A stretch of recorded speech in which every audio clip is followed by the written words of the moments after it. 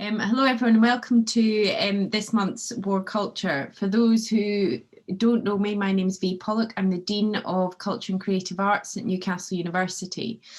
And for those of you new to Wor Culture is a platform the university facilitates, but we like to think that we all own it and direct it. The topics that we look at each month are suggested by colleagues in the cultural sector, and we're very pleased that we can welcome so many of you from all different parts of the sector, from local authorities, to come and talk about issues, particularly those facing culture in the region. So if you have any ideas of what you would like us to focus on in the sessions, do get in touch with myself and Bob. And I just want to give a quick plug to our session next month, which is called No Culture on a Dead Planet. And that's being curated by Lauren Healy and Dr. Alex Lockwood. And it's a session that they've wholly suggested and pulled together themselves. So that's on World Earth Day, and Bob will send round details soon. So do get in touch if you have any burning topics you wish to discuss. Now, today we're here to talk about something that's very timely, and that's skills. Before the pandemic, the 5 universities, as part of the North East Cultural Partnership, had got together to start a conversation around skills. And this was instigated by several things. As we know, the introduction of the English Baccalaureate has radically altered the opportunities for young people to experience and access culture as part of their education. This also raises concerns about pathways through which people can engage and access in the sector. How can they know which kind of careers and opportunities are available to them? We were also concerned around some of the government narratives around the perceived value of education, particularly creative education, as opposed to the STEM subjects, and that's something that I think we can all see has persisted. And we were also recognising that there was a potential need for more join-up between further education, higher education and the sector in the way in which we think about, provide and facilitate access to skills at whatever stage of the careers. Now, all of this has been brought into sharp focus by the pandemic. I think there's a general recognition that we need to rethink our cultural ecology. And certainly if you read the report issued yesterday by the freelance theatre task force, makes that very, very clear and makes some really important points. So skills are obviously going to be critical to the rebuilding. They're also critical to the diversity and inclusion of our sector. And obviously the sector had taken quite significant steps forward in terms of diversity and inclusion. But as research has shown, the pandemic has acutely affected underrepresented communities in the arts, and we need to think about ways to address that. So there needs to be change, and it's an opportunity to reset, and it's an opportunity to rethink. And we're very fortunate to have Leanne Aldred from BALTIC Centre for Contemporary Art seconded to the university a couple of days a week at the moment to help us begin thinking about some of this rethinking and resetting. Colleagues from all the other universities, particularly colleagues from Northumbria, have also been thinking about employability and skills, and we're delighted that some of them could come and join us today. It's a conversation that will only work if it's one that we have together across FE, HE and the sector and various agencies and organisations. We've got colleagues here from the North of Tyne Combined Authority who likewise are looking at and thinking about the skills needs of the region and how we can work together to address them. So this is really the opportunity to start a conversation. We're hoping that in this session we'll raise as many questions as those that we will answer. But it's a chance to think about what we need, particularly within the region. So as usual, we have a couple of provocations to set the context, and we're really delighted to have Melanie Shee with us today. And Melanie is Partnership Manager in North East at Creative and Cultural Skills. And Melanie has over 23 years of experience in skills, careers, education, business, startup and training. And alongside this, she has a very strong passion for inclusion and offers support to arts and cultural organisations who wish to diversify their workforce and create routes into the sector to enhance inclusivity and diversity. Melanie works with a range of stakeholders, including training providers, local authorities, LEPs, combined authorities, looking at skills, apprenticeship, workforce development and careers. So we're delighted to have Melanie with us. And our other speaker today is Rebecca Huggan from the NewBridge project. As many of you will know, NewBridge was established in 2010. It's an active artist-led community that supports artists, curators and communities with the provision of space for creative practice, curatorial opportunities and a series of artist-led sort of training development opportunities. And Rebecca's going to come and talk to us about particularly around that sort of artist-led training that they've devised to work with people on their various professional development strands. As usual, we'll invite the two speakers to talk to you one after the other. Do post questions in the chat as they occur to you. We'll then have a short opportunity for Q&A before we go into the breakout rooms. So without further ado, I'd like to hand over to Melanie. So yes, I work for Creative and Cultural Skills, as V said. We are a national charity. We work across the 4 nations. We're an arts counter sector support organisation and also a licensed sector skills council. We support the UK's cultural sector by shaping skills, education and employment best practice. We provoke action and enable learning opportunities that drive change and help build an inclusive skilled sector. We do this by supporting the development of apprenticeship standards, by helping employers see the benefits of an inclusive workforce, by improving and understanding the awareness of the career options that are so important moving forward, including the award-winning Discover Creative Careers programme developed in partnership with Screen Skills and the Creative Industries Federation. We work with cultural employers and stakeholders, as V said, and we provide services that aim to support the UK's cultural workforce. We do this through supporting youth unemployment initiatives such as Kickstart. We're a gateway and we're supporting almost 600 young people in the UK into the job sector, into the job creation scheme, and also previously via the Creative Employment Programme, which I know many organisations in the North East took part in. We are committed to helping shape a cultural workforce that reflects the local communities and wider society that the sector works to serve, engage and entertain. Next, please. I'd like to introduce you to Ellen. Ellen was told you can't get a job without going to university. Ellen was told her only pathway into the sector was a traditional one, A-levels and uni. I guess you can argue that the person who told her that was right in some ways, because if you look at the makeup of the cultural sector, it's hard to get a job if you don't have a degree. In 2018, CC Skills Commission CFE Research conducted a workforce analysis of our footprint. And it showed that 56% of the UK's cultural workforce is qualified to degree level or equivalent, and this jumps to 68% for those fulfilling creative occupations. Across the whole economy, 34% of the workforce has a degree or equivalent. So maybe that's one of the reasons why diversity has been and still is an issue in our sector. Whilst a number of HE institutions are meeting widening participation targets, across the board, the data shows that those undertaking creative art and design courses are overwhelmingly filled by white middle-class learners. In fact, almost 90% of places are filled by this demographic.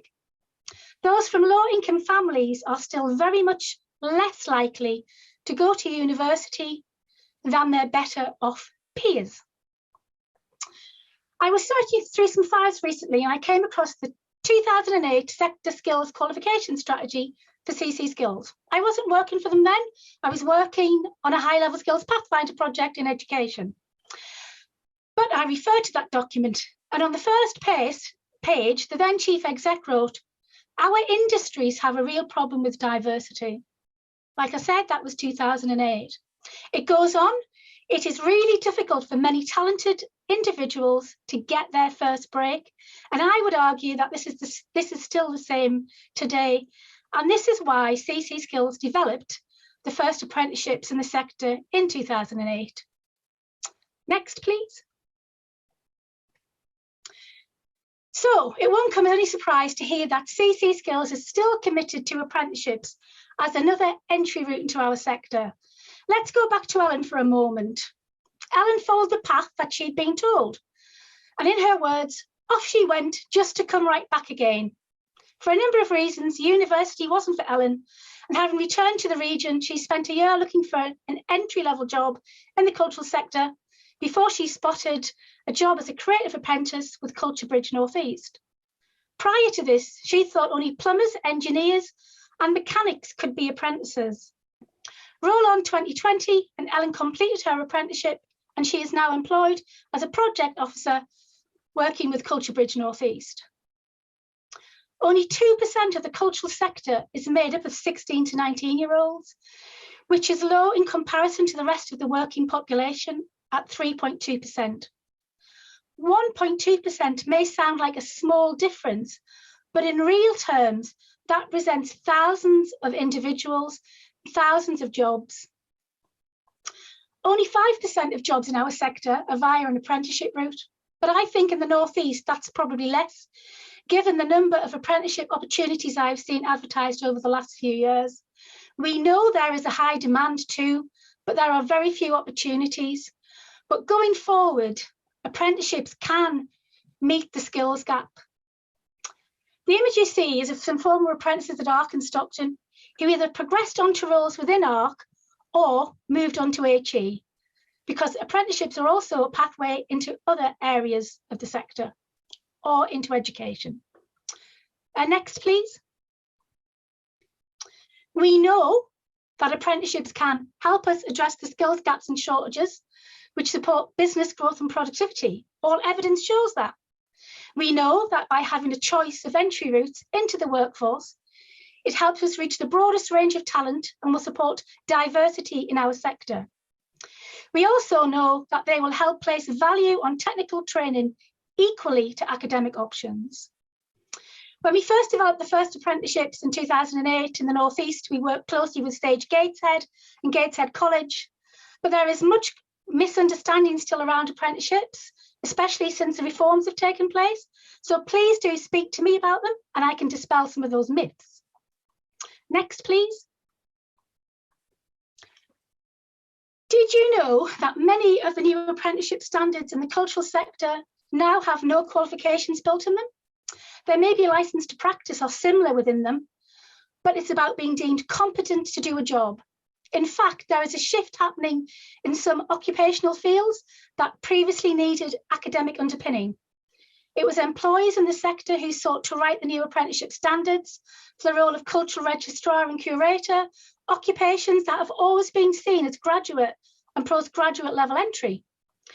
Employers specifically chose to develop these apprenticeship options without a degree. Why? Because they claim to have spent time training graduates on these jobs once they start anyway.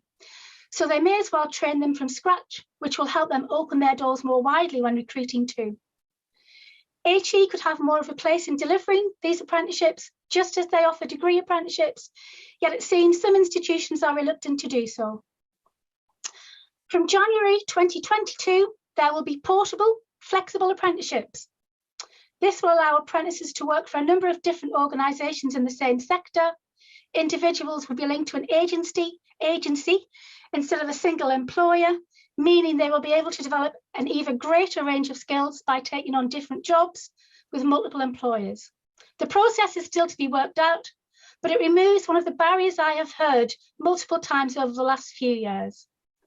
Next, please. The current crisis is shining a light on the need for greater resilience in our sector.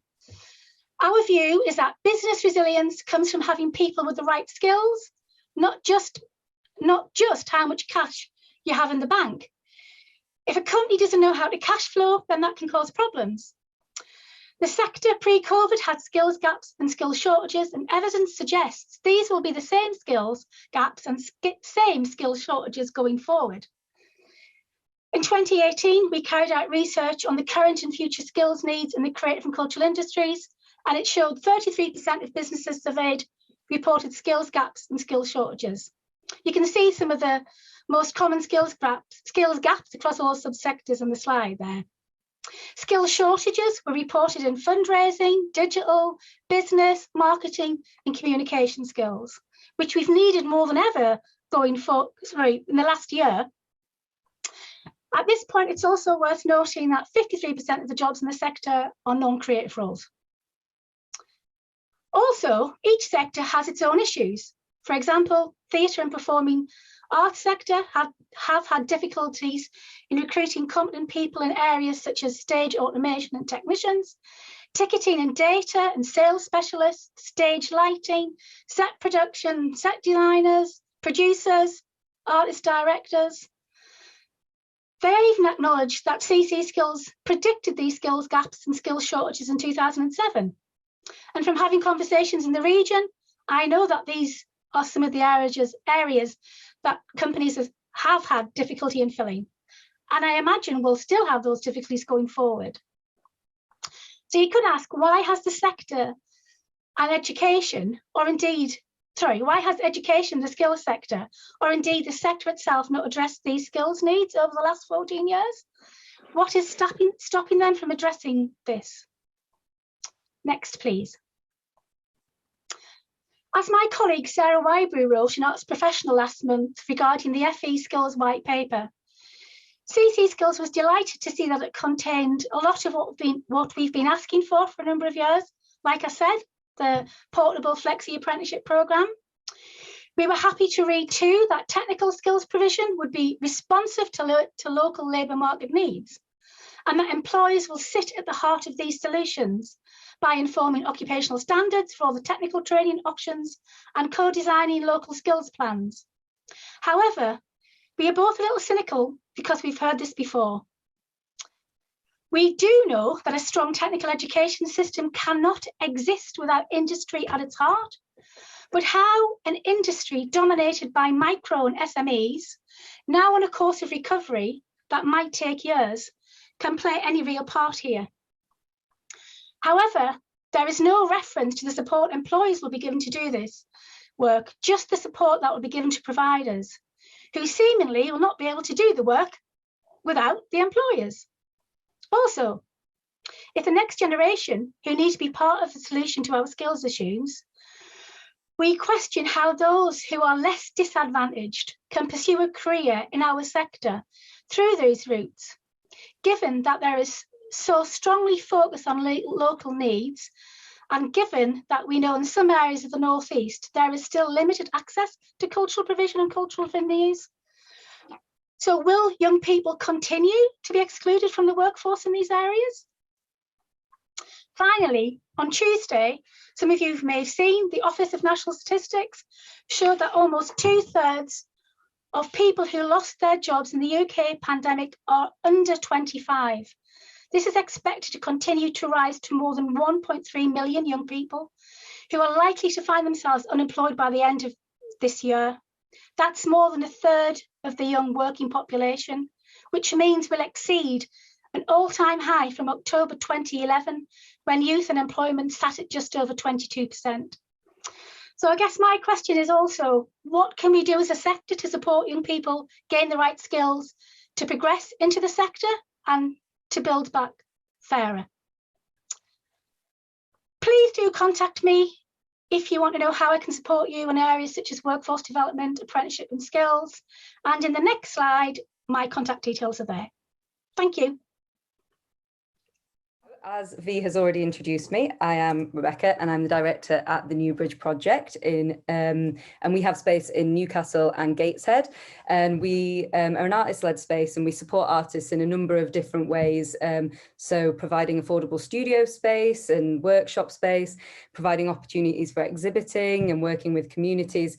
And as V's mentioned, a really important part of that is through some artist development programs that we run, which help people to develop professional and creative skills. And they're for people at all different stages of their kind of artistic journey and career. So here's a bit of a sort of overview of the three of them. So there's Practice Makes Practice, which is an ongoing program of events and opportunities for people at all stages of their career. So that's around lifelong learning, building skills throughout the career. The Collective Studio, which is an annual 10-month program aimed at early career creatives and graduates, which we run in partnership with Newcastle University, and a brand new program called Create Disrupt, which is specifically for people who don't have a formal degree and who might face systemic barriers to pursuing a career in the arts or are currently underrepresented in the sector. So I'm going to talk a bit more about these programs in detail, but just generally to say that all these programs have developed really, really organically and in response to need. We didn't set out thinking we need these three sets of programs and they're all going to deliver these separate things. It started off with informal kind of development that we were offering and building up to provide a program, recognizing what the needs were and addressing the gaps in our provision and provision more broadly as well. And generally, whilst they're all different, they all provide a kind of structure of events, workshops, talks and opportunities that create a space for building a creative community and relationships, create a space for shared learning and support, and provide a mix of learning to support personal, professional and creative development. So that's from creative skills, project management skills, writing, communication, to the kind of nuts and bolts you might need to manage a career, from how you become self-employed and do a tax return, what the different options might be for earning a living as an artist. So I'll just touch a bit more on each of these programs. So Practice Makes Practice was established in 2015. It really grew out of the experiences of ourselves and our members of trying to navigate how you begin to build a career and what sort of information do you need to know? How do you keep making work and earn a living, and work out what you really need? So we felt there was a real need to bridge the gap between education and the sort of real world. And this has always been led by our members, by a creative community. So we initially worked with a steering group of 10 people who created the kind of different categories for work that you can see on the slide in front of you now. And that means that people are getting a real mix of experience, because what we recognize with artists and curators is that there's a whole variety of skills that you need, a lot of which are very hidden and people don't realize you need, but the kind of experience of knowing about art, how to talk about it to different audiences, the different opportunities to earn a living. So we continue to make sure that that's responsive to what people need. We have suggestion boards, quarterly meetings where people can suggest ideas for that. And that's always evolving and always changing. And we also do a series of digital toolkits as well, which we host online. And there's a picture of a Practice Makes Practice event. Probably be a bit delayed with my slides. And the other program I mentioned was the Collective Studio. And this really came out of a recognition of how important NewBridge was to us, the people working at NewBridge or who were studio members at NewBridge when we first graduated, when we were first embarking on a career in the arts. And actually, because the studios were always at capacity, it meant that the people who would be coming potentially straight from university weren't able to join the studio straight away. So when we first started it, it was very small. We just kept studios as recent graduates so that they could skip the waiting list and kind of join a creative community straight from university.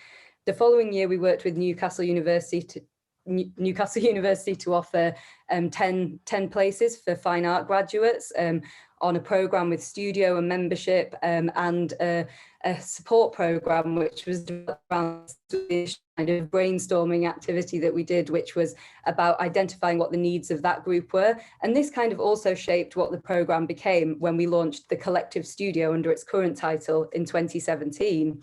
And even still, even though we've got this kind of formula and a structure to the program, it's always evolving. So it's gone from only been open to Newcastle University graduates and only open to people the year after they graduate, to being open to people from any university anywhere in the country within 3 years of graduating. And it's open to people who haven't undertaken a degree and are looking for an alternative pathway into the arts. And this broadening of the people who are participating has been really, really crucial to its development, because it's meant that you've got a much kind of more diverse network. You're meeting people who you didn't already know at university and having that base to kind of develop from. Oh, I'm skipping ahead. So it looks different. We have a bit of a structure of workshops which help people to develop skills and kind of think about what the options might be for them and think about where they want to go. We recognise there's not a one-size-fits-all approach, both in terms of what people are interested in and need, but also in knowing what they need. Some people come into this having a really clear idea of what they want to get out of it, where they want to be in a year's time when the programme ends, whereas a lot of people are actually just still figuring it out and working out what's possible, as well as in a year where everyone's trying to balance life, work and art. So what we're really trying to do is give people the confidence to start building a creative career and better understand what they need and give them some of the skills to do that.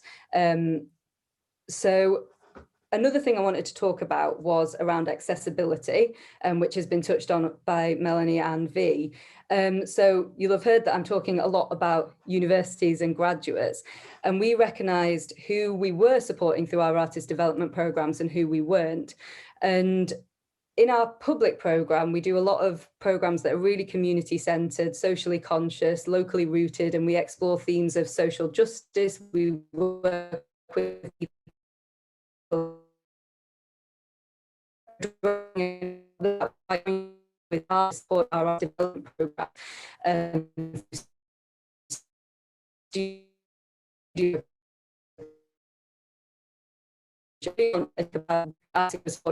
Working with in our public program, wanted to be proactive in addressing. We had a number of ways.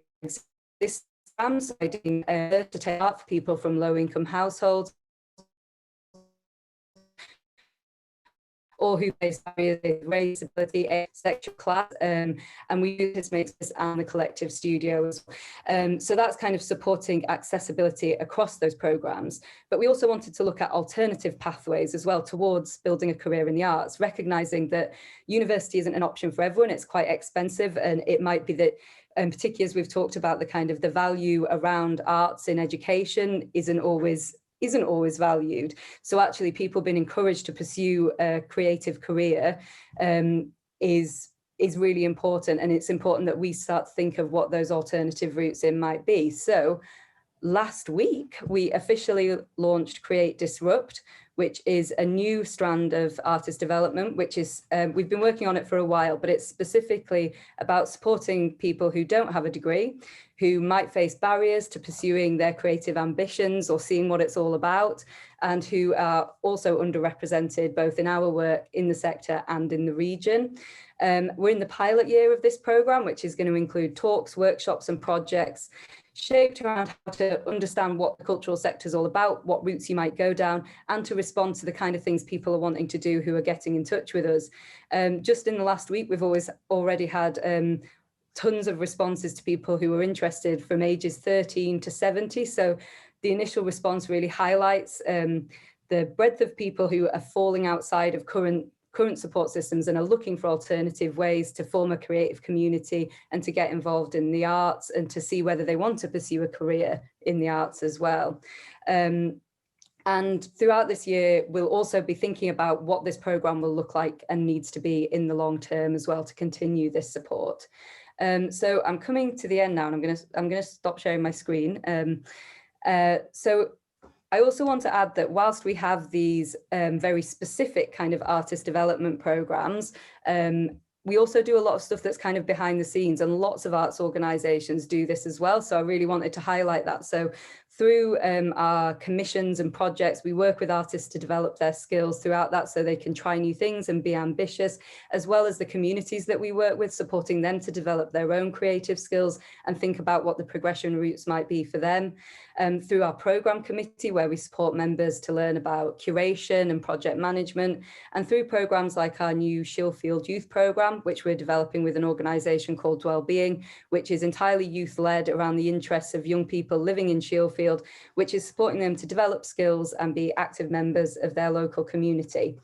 So I just wanted to highlight that, because I think a lot of the skills development that happens in the cultural sector happens behind the scenes, and it's really important that arts organisations are doing that, and doing it throughout an artist's career as well. So not just for early career artists, but for people who have been practicing for longer as well.